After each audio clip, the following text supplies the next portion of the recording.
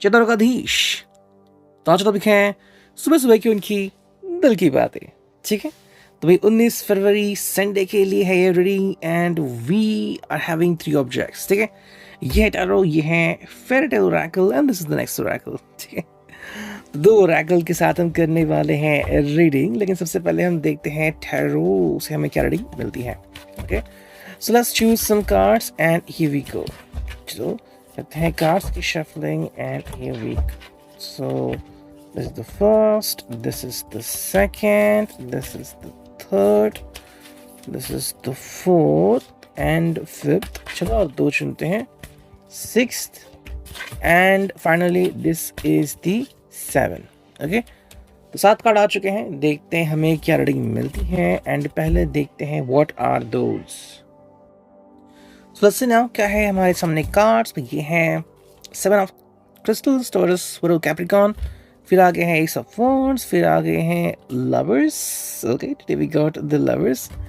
We got the 8 of Swords, Gemini, Libra, Aquarius. We got the 5 of Wands, Aries, Leo, Sag.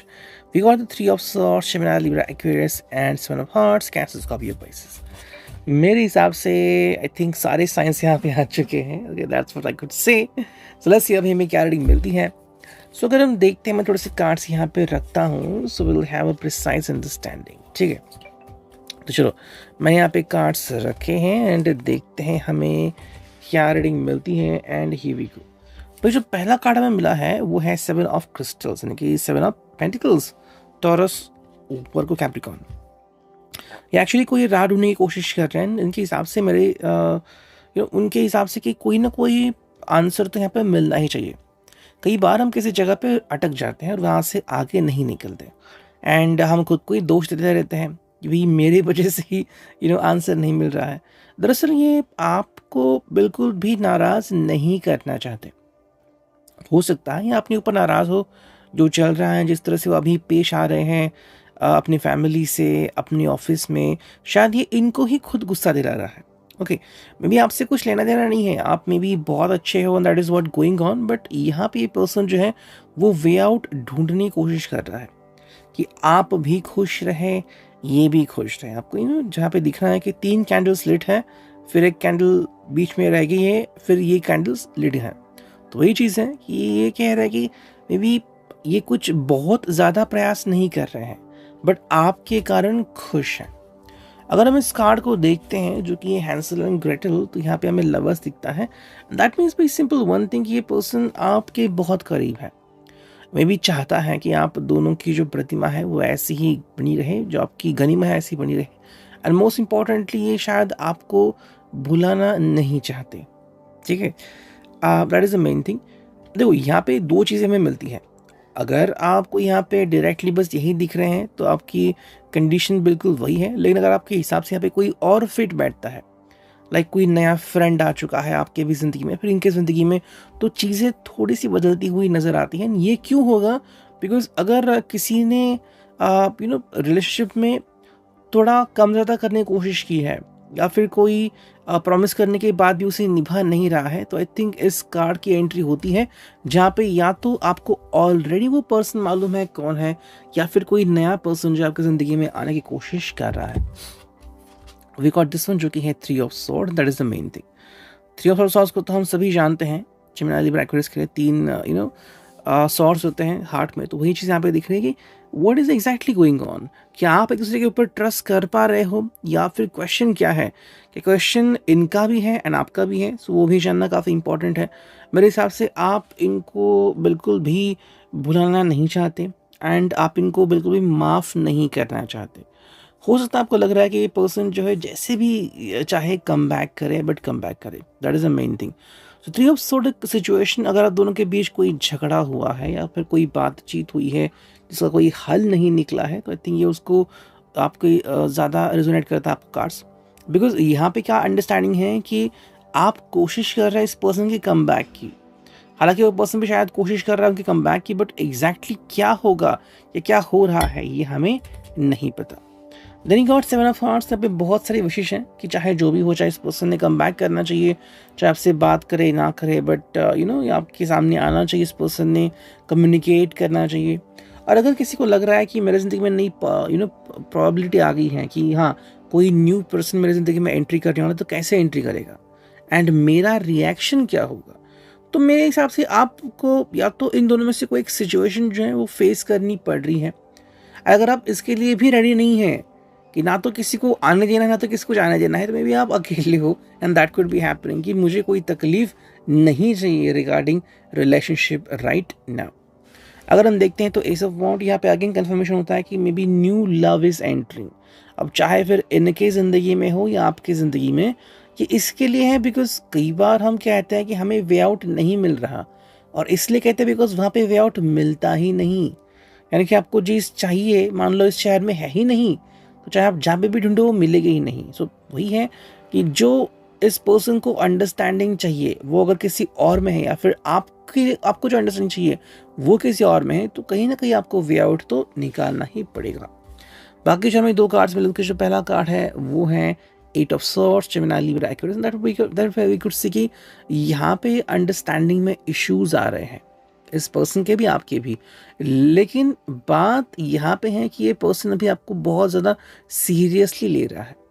ये आपसे दूर जाने की कोशिश पहले तो नहीं करेगा, लेकिन जैसे ही आपके बारे में और ज़्यादा सोचता है कि आप कितने इनोसेंट हो या फिर आपका हार्ट कितना प्योर है, ये और ज़्यादा कोशिश करेगा आपसे दूर जाने की, अगर ऐसे मोमेंट्स बनते हैं तो। We got 5 of wands, Aries, Leo, sage, and we could say कि जहाँ पे टर्निंग पॉइंट हो रहा है, लोग बड़बड़ा रहे हैं, गॉसिपिंग चल रही है, एंड ये क्यों हो रहा है? बिकॉज इश्यूज क्लियर नहीं है। आप चाहे जितनी भी कोशिश करें, एग्जैक्टली क्या हो रहा है आपको नहीं पता। अगर आपका मन कर रहा है इनके ऊपर विश्वास करें, नो इश्यूज। अगर उनका मन कर रहा है आपके विश्वास करें, नो इश्यूज। बट बात यहाँ पे है कि both of you need to connect to each other. ठीक है, अब देखते हैं हमें इस फेरी टेल में क्या रीडिंग मिलती है। चलो करते हैं कार्ड्स की शफलिंग एंड हियर वी गो।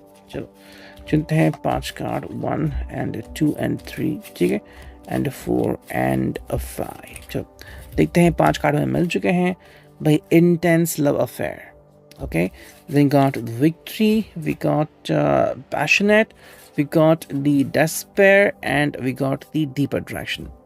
अगर ये कार्ड्स देखें तो बिल्कुल टैरो में जो हमने अभी रीडिंग देखी ये उससे बिल्कुल मेल खाती है, मैच होता है।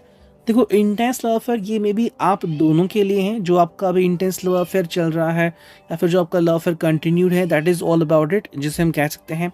वही अगर हम दूसरी तरफ देखें तो वी कुड से दैट कि यहाँ पे डेस्पेयर है, somebody is very much depressed, या फिर किसी को बहुत बुरा लग रहा है। मे बी आप हो सकते हो, यही हो सकता है। सेकेंडली ये भी हो सकता है कि आप चाहते हो कि कोई या तो आपसे कनेक्टेड रहे या कोई आपको छोड़ के ना जाए। सेम ये सिचुएशन इनकी भी हो सकती है। हालांकि यहाँ पे कार्ड है जो कि है विक्ट्री, तो ये तब आता है जब आप दोनों ने कोई डिसीजन पक्का कर लिया हो। अगर उन्होंने कोई डिसीजन ले लिया है और आपको नहीं बताया, फिर आपने डिसीजन ले लिया है एंड उनको नहीं बताया, कोई फ़र्क नहीं पड़ता, बिकॉज ये आपकी निजी ज़िंदगी का डिसीजन होता है। तो इसलिए विक्ट्री जो है वो निजी ज़िंदगी रिप्रेजेंट करती है। तो अगर हमने ये देखा तो यह passionate and deep attraction, may be यहाँ पे सेक्सुअल अंडरस्टैंडिंग भी आती है, एंड कहीं ना कहीं पे मे बी अगर आपको लग रहा है या फिर उस पर्सन को कि करंट रिलेशनशिप में कुछ इश्यूज हैं, या फिर किसी न किसी वजह से अगर आप दोनों एक दूसरे से दूर हैं and suddenly deep attraction feel हुआ किसी के लिए, तो चेंजेस जो हैं वो हमें देखने को मिल सकते हैं। और अब देखते हैं फाइनली इस ओरेकल से हमें क्या रीडिंग मिलती है, एंड चुनते हैं कुछ कार्ड। चलो भाई, ये आगे 2, ये आगे 3, और चुनते हैं 2 कार्ड 4, एंड जो फाइनल कार्ड है, चलो ये आगे 5 कार्ड। लेट्स सी हमें क्या रीडिंग मिलती है, एंड हियर वी गो। पहला जो कार्ड है वो है इंस्टिंक्ट, ठीक है। नेक्स्ट कार्ड है वो है रिलीज, फिर आ गया है इम्पेशंस, फिर आ गया है फेथ, एंड फिर आ गया है इम्पार्शलिटी, ठीक है। अगर आप इन 5 कार्ड्स को देखोगे तो मेरे हिसाब से चीज़ें ऐसी हो रही कि रिश्ता जो है वो फिर भी बचने के लायक है, एंड मोस्ट इम्पॉर्टेंटली शायद सिर्फ इनको ही नहीं, आपको भी इंस्टिंक्ट्स मिल रहा है, मतलब कि मुझे क्या करना चाहिए, एग्जैक्टली क्या हो सकता है। कई बार हम सिर्फ कल्पना लगाते हैं, लेकिन कई बार हमारा दिल कहता है कि डेफिनेटली यही होगा। तो वो चीज़ आई थिंक आप दोनों ही प्रेफर कर रहे हैं। रिलीज़ करना काफ़ी इंपॉर्टेंट है, तो या तो आप अपने अंदर से डाउट रिलीज़ करें या फिर एक दूसरे को आप रिलीज़ कर सकते हो। ये बहुत डिफिकल्ट होता है, लेकिन एक बार अगर आप सक्सेसफुली करें तो आपको तकलीफ नहीं होती। यहाँ पे इम्पेशंस हमें दिखता है, या तो somebody new who should enter in our life, या फिर कि भाई मैं कब तक चुप रहूँ। अगर आपने इस बात के ऊपर इनसे बातचीत नहीं की है या फिर अपने फ्रेंड से बातचीत नहीं की, तो ये इम्पेशंस होगा, आपको ही खुद तकलीफ हो सकती है। नेक्स्ट जो कि इंपॉर्टेंट है वो है फेथ। यहाँ पे आप दोनों एग्जैक्टली क्या सोचते हो काफ़ी इंपॉर्टेंट है। अगर आपका फेथ कहता है कि नहीं कुछ भी रॉन्ग नहीं होगा, लेकिन इंट्यूशन कहता है कि हाँ भाई यहाँ पे कुछ तो रॉन्ग होगा, तो आपको तय करना होगा कि फाइनली आप क्या सोचते हो। एंड जो नेक्स्ट कार्ड है वो है इम्पार्शलिटी। इम्पार्शलिटी का मतलब ये है कि भाई अगर आपको लग रहा है कि यहाँ पे कोई इश्यूज है, देन आप क्या करोगे। सिर्फ आपके मन को अच्छा लगता था, इसके बेसिस पे ना तो ये डिसीजन ले सकते ना तो आप। इसलिए मैंने कहा कि आपके बारे में बहुत ज़्यादा सोच रहे हैं, and maybe there is somebody who is trying to help you. अब शायद वो सिर्फ आपके फ्रेंड बने या फिर मोर देन फ्रेंड्स। ये था reading. I hope it will resonate. See you next.